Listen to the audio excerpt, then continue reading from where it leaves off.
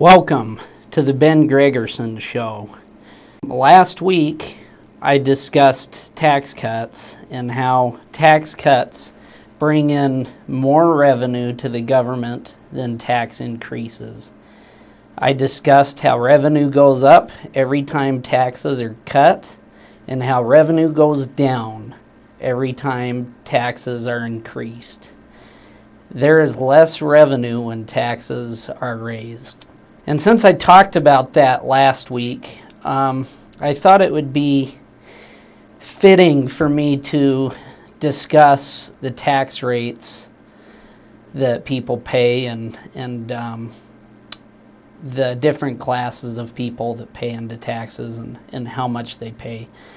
Because a lot of times when people think about taxes, they think about how much the poor are paying and how much the rich are paying and how much the middle class is paying.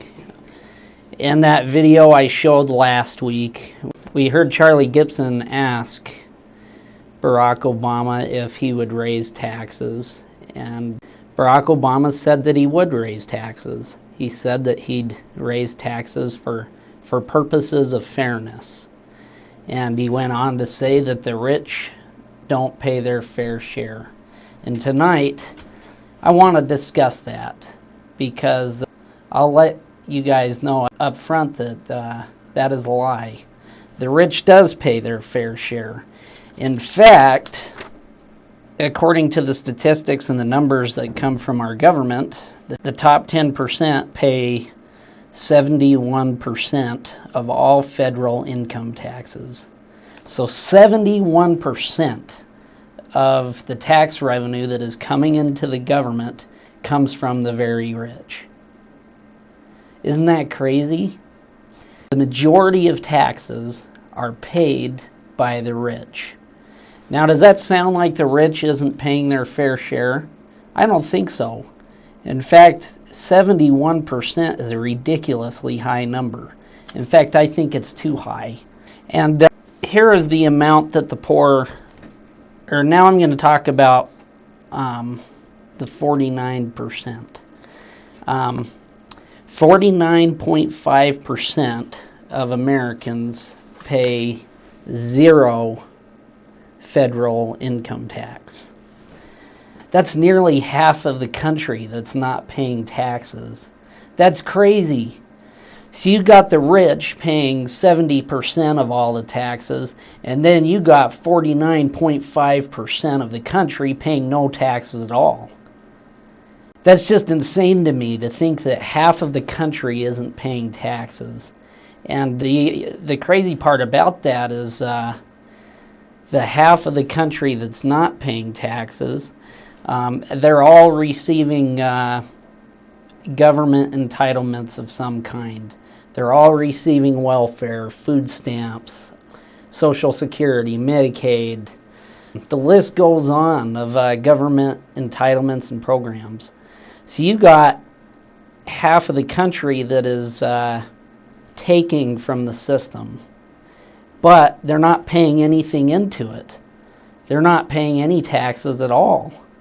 And to me, that is insane. What I see here is a classic case of redistribution of wealth. Over time, our tax system has started redistributing the wealth to the poorest half of Americans. You've got the rich paying just about all of the taxes, and then you got 49.5% of the country that is receiving welfare and food stamps, and they're not paying anything into the system.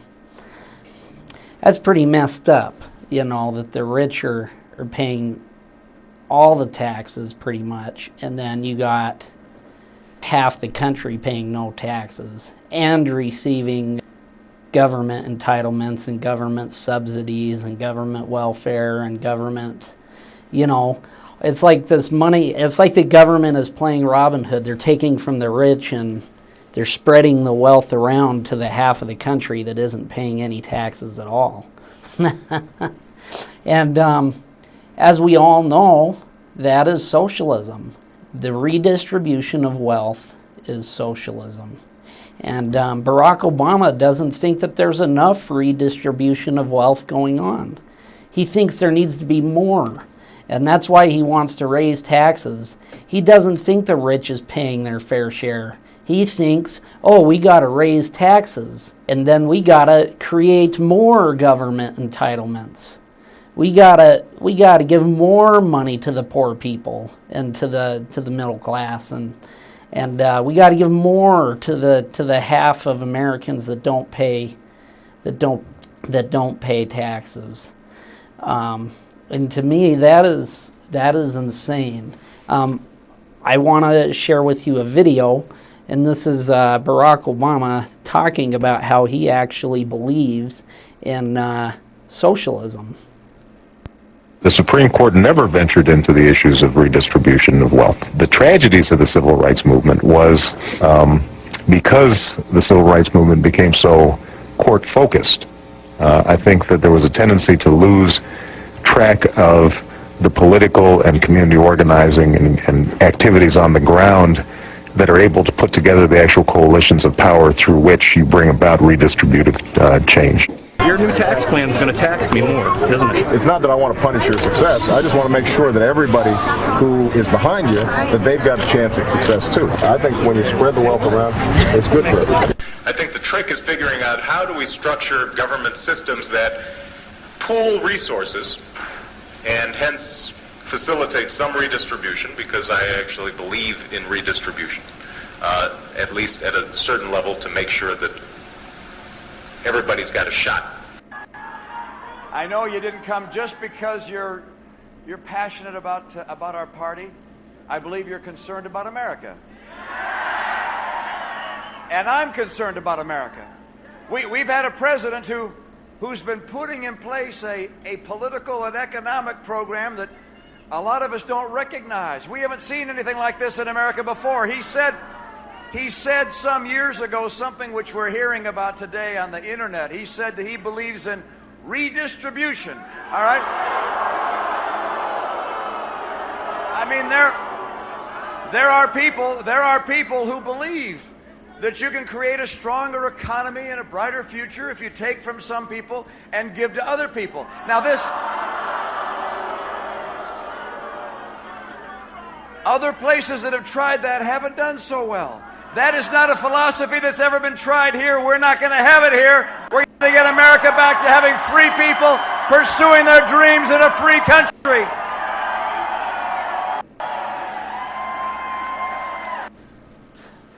Barack Obama believes in the redistribution of wealth, and as I said before, the redistribution of wealth is socialism. On this program, we're not going to hide who Barack Obama is. We're going to call him out for who he is. And I'm telling you tonight that Barack Obama is a socialist. He's more than just your average Democrat. He is way, way, way more far left. I'm going to go back in time on Barack Obama's history here. Barack Obama had a mentor that was a communist when he was a young boy. This mentor's name was Frank Marshall Davis. Frank Marshall Davis was a member of the Soviet Union, and he lived in the United States, and the government saw Frank Marshall Davis as a threat to the United States of America. Well, our president today, Barack Obama, was mentored by Frank Marshall Davis as a young boy. Now, I find that disturbing. I don't know how many of you find that disturbing, that our president was trained and mentored by a communist that was a member of the Soviet Union. One of President Obama's mentors, who happened to be a card-carrying communist. He was also listed on the FBI's security index during the Cold War with the Soviet Union. The communist Frank Marshall Davis, the untold story of Barack Obama's mentor. How many of you folks out there find that disturbing? I mean, I do. I mean, I personally do. And now we're hearing the president talking about the redistribution of wealth, which is a communistic, socialistic tendency. I mean, redistributing the wealth is socialism. I'm going to bring up the phone lines so you guys could call in. As I was talking... Hello, welcome to the Ben Gregersen Show. Hello, Ben. I'm calling about this. I'm listening to your comments on this Marshall, and I've heard about that before. So, I'm just thinking. I'm glad you brought it up. I was wondering. I just got a questionnaire in the mail, and it had said in here, just a minute, I got to get where there's some light. It said. The communist dictator of Cuba, Fidel Castro, praised the passage of Obamacare into law as a miracle. Castro went on to say, "We consider health reform to have been an important battle and a success of Obama's government." So I'm just throwing that in there because socialism. Well, it definitely is. I mean, Obamacare is socialism. It is socialized health care. And the socialized healthcare system that Barack Obama is placing here in this country is very similar to the socialized healthcare system that's in communist Cuba. Another interesting thing I'd like to point out is that the Castro family last year endorsed Barack Obama for President of the United States. And Hugo Chavez, who is also a socialist down there in Venezuela, he also endorsed Barack Obama for President of the United States. So last year, in the midst of the election, there were communist dictators that endorsed Barack Obama for President of the United States. Now, what does that tell you? And what's happening with our tax code today is perfect evidence of Barack Obama's socialistic tendencies. What do you think about, I don't know, how do you feel about half of the country not paying taxes, but yet they're receiving government money? It's really scary, and a lot of these people are in such a situation, they're out of work, they don't have any employment because of the situation in the country, and jobs are just nil. So that's why a lot of people are in that situation where they're not paying taxes. They are on the receiving end. And a lot of people have fallen through the cracks and they have nothing. They're not on anything. And they're not even being counted for being, for the people that are out of work now, the job rate, the way they figure it, they leave all those people out that have fallen off the roll. They're not even being counted anymore. So the rate of unemployment is a lot higher than it is recorded to be. Absolutely. And you're right. There's a lot of, poor people and just people that are really struggling that are on these programs. And I want to tell you, that's how socialists want it. They want people to be dependent on the government. They want people to be struggling so that they'll go to the government for help. The more people that are dependent on the government just to live, the more powerful the government is. That's power. I mean, when you have a huge population that is dependent on you for everything you have, that is power. And the government wants that power. And Democrats want that power because those people that are dependent on the government, they vote for Democrats because Democrats are the ones that are promising the goodies. They're saying, hey, we're going to give you the free stuff. We're going to take from the rich and redistribute it to you. And so those people, they go and vote for Democrats. And Democrats want that power. They want to buy people's votes, and they are. It was amazing to me when I found out that the exact amount of people that voted against Mitt Romney was the exact amount of people that don't pay taxes and are receiving government welfare and government money. That's right. Isn't that kind of crazy? I mean, you could see the vote as being bought. Yeah. When the numbers line up like that. I mean, you got 49% of the country that don't pay taxes, and that 49% went out and voted for Barack Obama. Boy. Well, I didn't. Yeah. I know. What's funny is everybody I ever did talk to was never going to vote for Obama. I can't even believe I was so totally amazed because Romney was right up on top and right up till the last minute. We thought he was going to make it. Yeah. So, you know, what happened? Voting fraud and everything else. That's what I think. Well, you know what? I know there was voter fraud, especially when you had cities out there where Barack Obama got 100% of the vote. Oh, they had a lady on TV the other day that voted 30 times for Obama.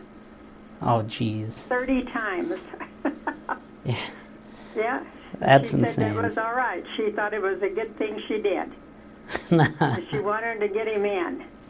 Oh, my goodness. It was goodness. on the news about 2 days ago. Wow.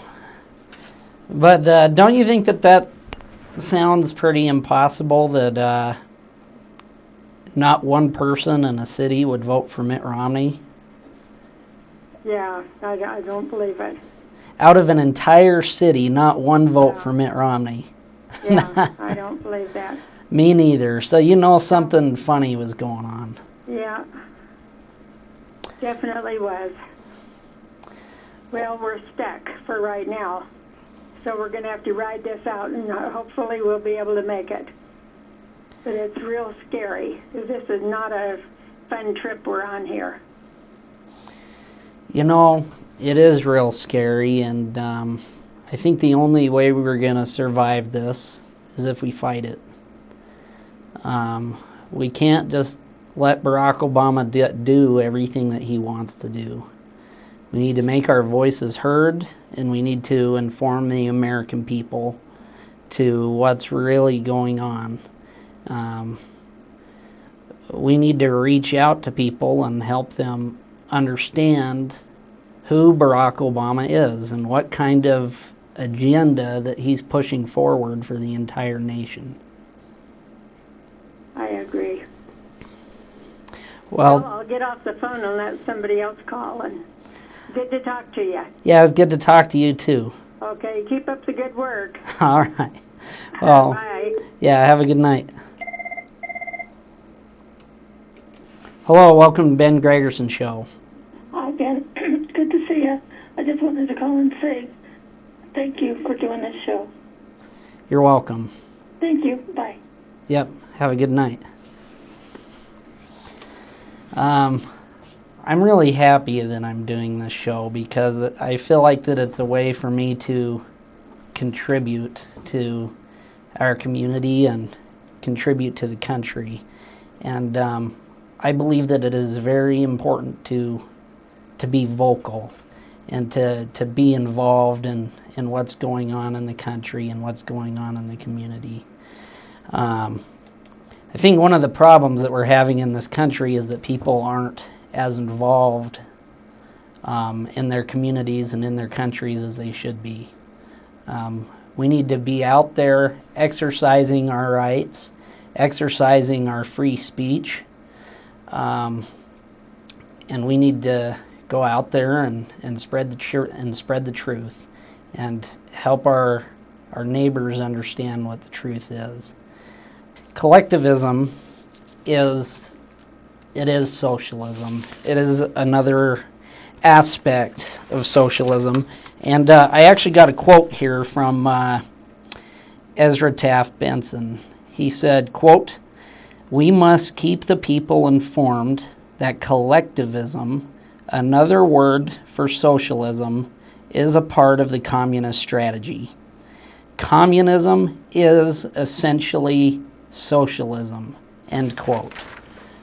In this, I think I am inheriting what was probably the best part of the dream of both my father, my African father, my white American mother. I think that the best legacy of theirs, my inheritance, is the notion that we collectively can decide on our fate.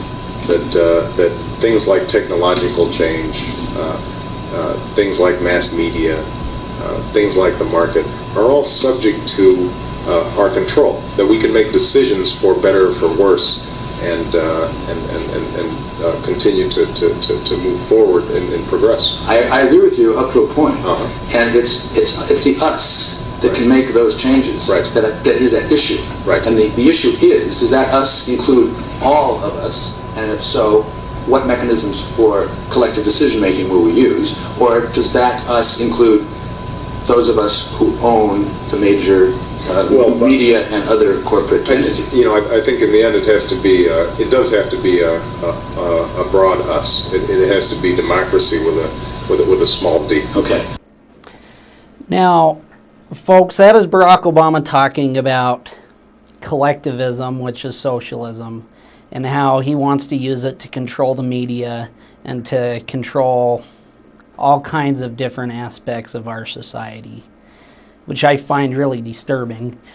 He then goes on to say that he believes that this collectivism or this socialism still needs to be a democracy with a small d, which I find really scary, because who is Obama to decide what kind of democracy we have? And I don't know, I find it disturbing when I hear politicians say that we should have a democracy with a small d. For me personally, I believe we need to have a democracy with the biggest D possible. We live in a free country that we celebrate every year on the 4th of July.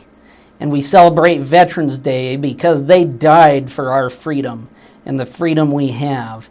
And that freedom needs to be the biggest, most expansive freedom it could possibly be. And hearing Barack Obama saying that it just needs to be just a little freedom, you know, not too much freedom, but just a little bit, you know, a democracy with a small d. I'm sorry, but our soldiers, our troops did not die for a democracy with a small d. And our country was not established to be a democracy with a small d. Our Constitution was written so that we could be the most free nation we could possibly be. One thing about socialism is that it undermines our Constitution. Why? Because our Constitution was written to limit the size of the federal government. Our Constitution was written to keep our government small. Socialism is all about making the government bigger. It is all about government control, which is the exact opposite of what our Constitution was written to do. Socialism could possibly bring down our Constitution. I believe that socialism could cause our Constitution to hang by a thread. We must stop socialism before it destroys our Constitution and destroys our freedoms in the process. Thank you for watching tonight.